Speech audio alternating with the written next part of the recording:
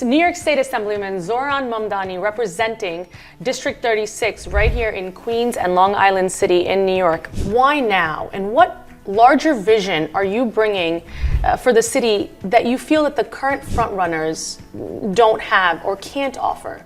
Even when I was in the heart of that struggle alongside thousands of taxi drivers fighting for debt relief, it was motivated by the same thing that motivates this campaign, the fight for working people. I'm running to ensure that the dream that brought so many to this city is a dream that we can return to as opposed to the struggle. Share with us the core pillars of your mayoral platform. Our key policy commitments all work backwards from a relentless focus on an economic agenda, affordability. Why should voters take a chance on you versus Cuomo, the name that they have been familiarized with over all these years?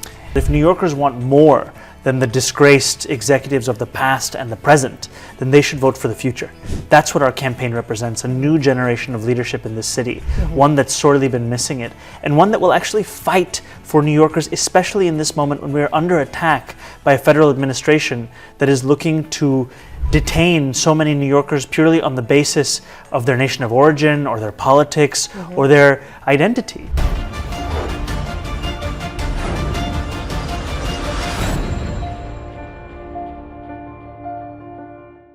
Joining us now is New York State Assemblyman Zohran Mamdani representing District 36 right here in Queens and Long Island City in New York.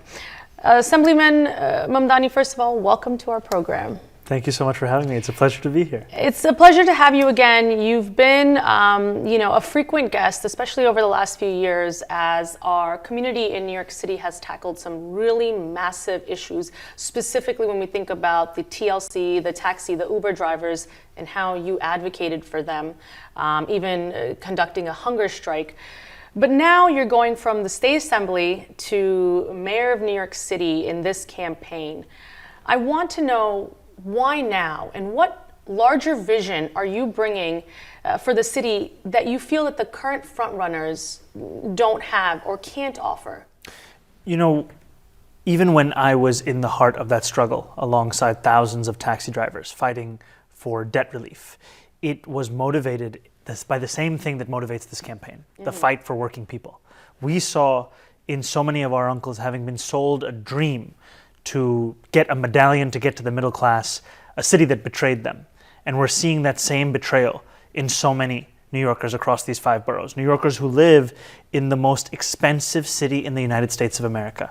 Even though it is the wealthiest one, 1 in 4 New Yorkers are living in poverty.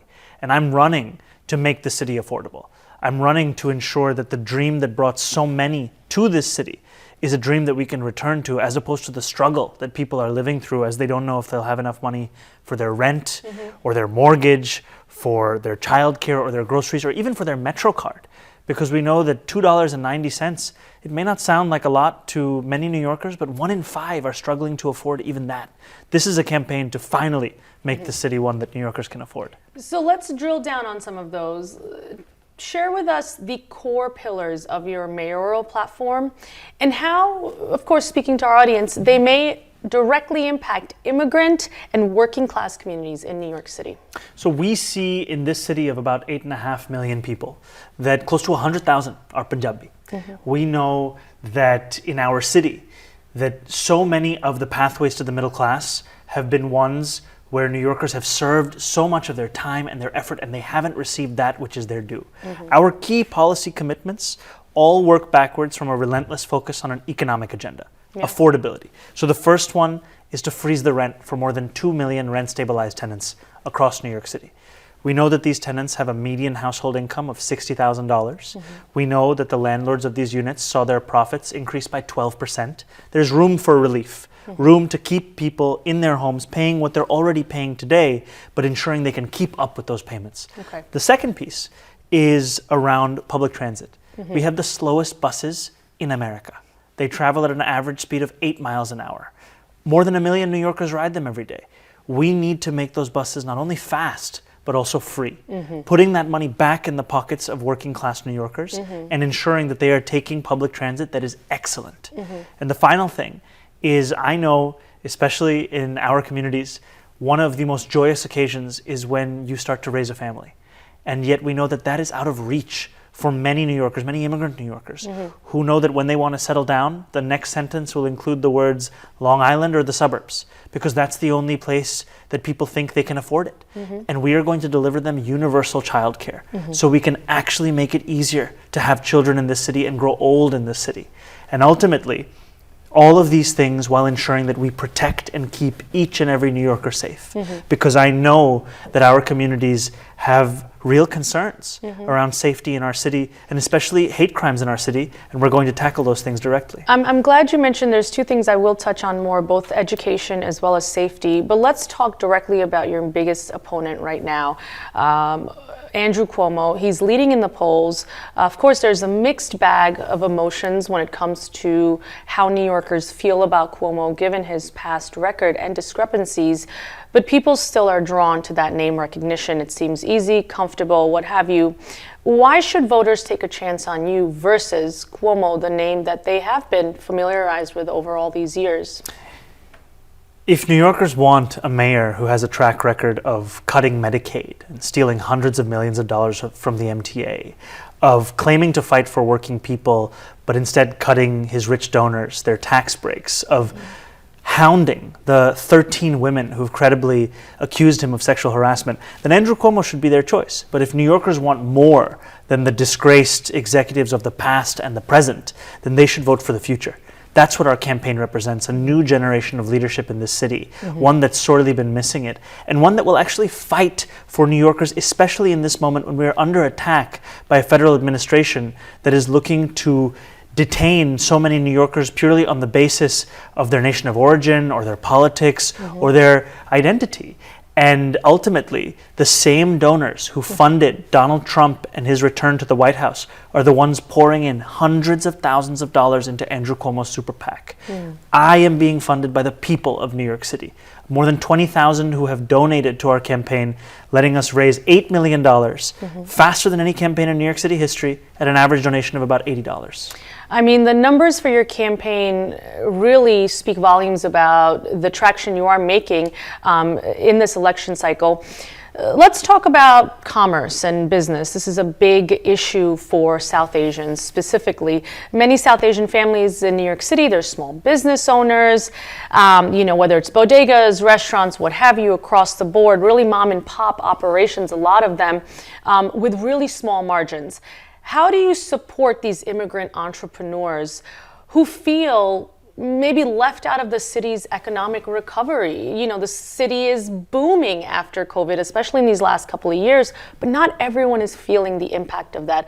How do you change that for South Asian families in particular that are business owners? First, by actually caring about small businesses. We've seen a mayor in Eric Adams who has just paid lip service to this, but not actually followed through on any of these commitments. We have put forward a policy platform for small businesses that recognizes that a majority of businesses in New York City are small businesses. These employ 90% of all New Yorkers working in the private sector. And what we see is a city government that is suffocating those small businesses with fines and fees. And that's why we have pledged to cut those fines and fees in half. And what we are going to do instead is invest $20 million in providing one-to-one small business support. Right now we have teams called BEST teams. These assist those small businesses with that kind of navigation through the bureaucracy. Only 3% of small businesses are currently utilizing those services. Part of that is because Mayor Adams has unveiled a tool and a website called My City, which is functionally unusable. We will actually make this a usable tool, but more importantly, ensure that the number of small businesses getting that assistance skyrockets, and that we actually make it easier to start and support those businesses than today, where if you want to open a barbershop, you have to go to 7 agencies, you have to fill out 24 forms, and you have to attend 12 activities. How does that make it easy to live out your dream of actually helping the city? Absolutely, or even getting your feet, ingrained into the economic platform, the economic fabric of this city. So let's talk about what happens next. Communities, they improve financially, socioeconomically, and gentrification is a sometimes inevitable fate. We've seen it all across the city. Gentrification is pushing working class communities, including ours, out of the city. What's your plan to protect renters, specifically when it comes to rent control and commercial rent regulation in neighborhoods like Jackson Heights, like Richmond Hill, that are being gentrified because, once again, we are in the middle of a massive housing crisis? Yeah, I think first and foremost, we have to do everything we can to keep tenants in their homes. That's why I was proud to be the first candidate to commit to a rent freeze, which would ensure that the more than 2 million New Yorkers who live in rent-stabilized housing can afford to call themselves New Yorkers next year and not face the kind of rent hikes they've seen under Eric Adams and that they would see under Andrew Cuomo. And what I've also heard is a lot of concern from small businesses about the speculation that they're seeing with their own rents. And I think it's important to explore the different kind of tools that the city has to bring more stability, whether it's exploring a vacancy tax that we've seen cities like San Francisco implement, or if it's looking at other ways to stabilize that rent, because we need to ensure that so much of what makes our neighborhoods special are also able to continue. And too often we've been told that building more housing goes hand in hand with that same kind of gentrification. We need to actually build more housing and protect those New Yorkers who are currently housed. And part of that comes from a commitment that our campaign has uniquely made to build immediately affordable housing. This is housing that is built for the median household income. New Yorkers in a family of 4 who make $70,000 a year. These are the more than 100,000 New Yorkers living in shelters today that have vouchers to pay a landlord $3,000 a month, for example, but can't find a landlord who'd accept it. And part of the reason the landlords choose not to accept it is they know Eric Adams cut the funding for the source of income discrimination unit that would hold them to account. So we need to ensure we keep people in their homes, we build more housing that people can actually afford, and that we do everything in our power to ensure these small businesses are thriving. Thank you for sharing that information, because once again, there's so much in terms of resources that the average person, especially with an immigrant community, just may not know about. You know, you've been vocal, especially when it comes to, you even mentioned it earlier, public safety. This is probably one of the biggest concerns for New Yorkers. And in fact, we've seen public safety and New York City's crime becoming national fodder, you know, for mainstream outlets and politicians alike. You've been vocal about rethinking it. Can you explain how your approach to policing and public safety would protect Black, brown, immigrant New Yorkers without increasing criminalization? Police have a critical role in creating public safety. And when I speak to so many officers who are fulfilling that role, they also tell me that we have come to rely on them for nearly every failure of the social safety net.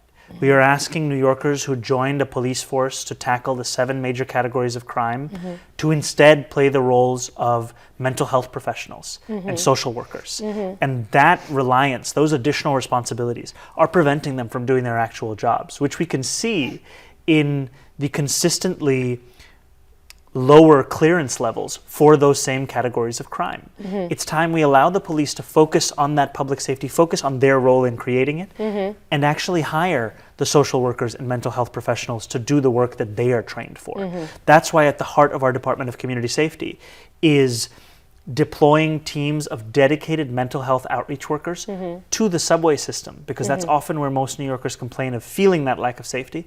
Have them be in the 100 subway stations with the highest levels of mental health crises and homelessness, connecting those New Yorkers to the services that they actually need. And this being done in tandem with an investment in transit ambassadors, so you don't have to ask a police officer which exit works in the subway station or which escalator to take or which train is running. They can focus on the crimes that they should be focusing on, and a transit ambassador can answer those kinds of questions. And finally, I know in our communities, and I know especially for many sick New Yorkers, that hate crimes continue to be an issue of immense concern, as we've seen so many of our uncles who have faced horrific crimes, be it when they are driving a taxi or riding a bus or just moving around their city. And what they deserve is a city that protects them. And as one of the key areas of our 5 focuses in this Department of Community Safety is combating hate crimes. And we have made the largest fiscal commitment of any campaign in doing so, pledging to increase our funding of anti-hate crime programming by 800%. That will finally start to deliver some of the results that sick New Yorkers and so many New Yorkers have been denied.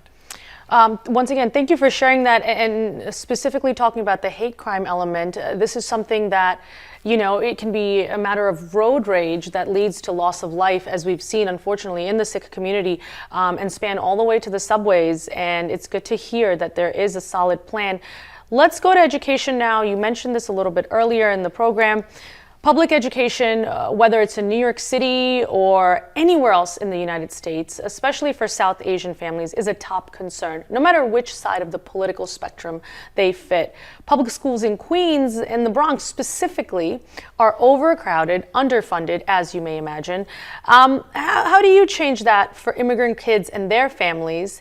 And the second part to this question is, would your administration support specifically expansion of after-school programs, mental health services, and career pathways for immigrant youth? Absolutely. We need to support that kind of programming because it's key to not only keeping our students in school, but also in ensuring that they have a real path to success in this city.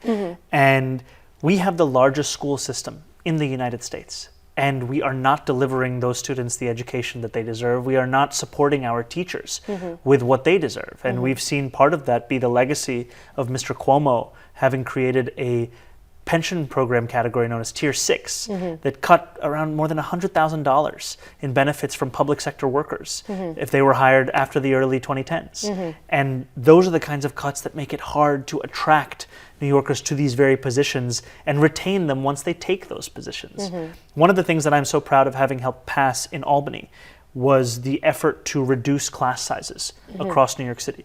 Now, our city has been in compliance thus far with that, but in order to stay in compliance, we have to build many more classrooms. And to do that, we have to hire for the 111 unfilled positions today in the School Construction Authority. We have to hire 10,000 additional teachers or so. And to do those things means having a mayor focused on public service and public excellence, not the one we've had who hasn't even been able to fill the positions he's allocated money for in the city budget. Assemblyman, this is a question that may seem, from your point of political expertise, for lack of a better word, a stupid question. But how do you guarantee you can continue to, if you were to be elected, continue to deliver on these promises in a climate where the Department of Education may not even exist? Look, I don't think this is a stupid question at all. I think this is a question that speaks to so many New Yorkers' concerns around life under another Trump administration. And the reason we are putting forward an agenda that goes beyond just protecting what we have is that we know that what we have for too many New Yorkers are just crumbs that they cannot fill their family stomachs on. And we need a city that is not only willing to defend what it is proud of, but also willing to win and fight for that which it knows it needs. And the way that we fund this economic agenda is by ensuring that we match the example of our neighbors. For example, the top corporate tax rate in New York, 7.25%. That applies to corporations making millions of dollars in profits every year. In New Jersey, just across the river, 11.5%. If we were to match that, that's $5 billion. And I go back to that again and again because it shows that there are ways within the city and state's power to raise the revenue necessary to not just fight back against Trump, but to fight for New Yorkers as well. Wonderful. Coming back to the South Asian community, even though in New York City we are very proud, especially on this network, we cover the gamut of elected officials who come from minority backgrounds, and there is a large number, although of course we need more representation, for South Asians that often feel left out of government decisions. What can you share about your plans, should you be elected, to bring more of those voices, more diverse voices into City Hall? I am proud to be the first South Asian to ever run as an elected official for mayor. And I know also that to many, while the excitement of the first South Asian mayor will be immensely meaningful, it's also what that mayor does that will be even more meaningful. And I will put together a team that reflects this city. And too often, while we know South Asians are such a key part of this city, we don't see ourselves in these kinds of positions. And the only times we do are in positions that are explicitly created for the South Asian community. But a commitment to excellence is not in opposition to a commitment to diversity. In fact, those are one and the same. And we know that South Asians can be more than South Asian liaisons. We know that we can have deputy mayors, for example, that are South Asian, because ultimately, this community, offers the same to this city as every other community. And it's time we have a mayor that recognizes that.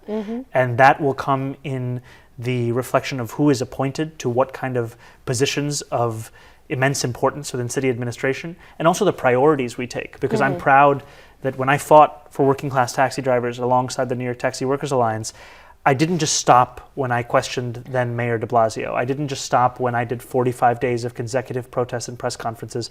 I didn't just stop when I did a coordinator to civil disobedience with 5 other elected officials. I went on to do a 15-day hunger strike alongside those very taxi drivers. And we won that $450 million in debt relief. And showing South Asian New Yorkers that I won't just believe in their struggle, but I will fight for it as well and deliver on it. That is what it will be at the core of our administration. You know, in closing, you touched on it just now, the significance of the fact that you are the first South Asian mayoral candidate that this city has seen. What does that mean to you personally? And of course, you know, if you could say something to all the people of color, especially Desis that are watching, what would you say to them? Maybe some words of hope and inspiration. You know, it means a lot to me. As a South Asian man who grew up in this city, there have been many moments that I have lived through, and I know that many others have lived through, where you are told that you do not belong in this city, where you are made to feel as if you will forever be an other. But we know we are just as New York as anyone else. And the moments of greatest meaning to me over the course of this race have been the ones where I meet with young South Asian children whose parents are introducing me to them, and they look at me with a recognition of what they could also be. They could also be running for mayor. They could also be whatever it is that they dream of. And too often we've allowed our horizons and our dreams to be constrained by those who do not see us as part of this city. When in fact, not only are we a part of the city, not only do we belong in the 5 boroughs of the city, we also belong in City Hall. And I hope one of the many legacies of this campaign and this mayorality is the continued possibility that lives within this city, and the possibility to actually live up to it as well. Wonderful. Assemblyman Zohran Mamdani, candidate for mayor of New York City. The Democratic primaries are on the horizon. Yes. Can you share with our viewers information about the main election day that they should know about? Whether or not you have voted in the past, whether or not you have voted in a primary, that you come out and have your voice be heard. Because we know what's on the ballot is a future that we can actually afford. We know what's on the ballot is freezing the rent, is making buses fast and free, delivering universal childcare, and showing that this city can be more than just a playground for the rich. It can in fact be a place where working and middle-class families don't just get by, but actually thrive. Wonderful. Thank you so much. Thank you. It's a real pleasure.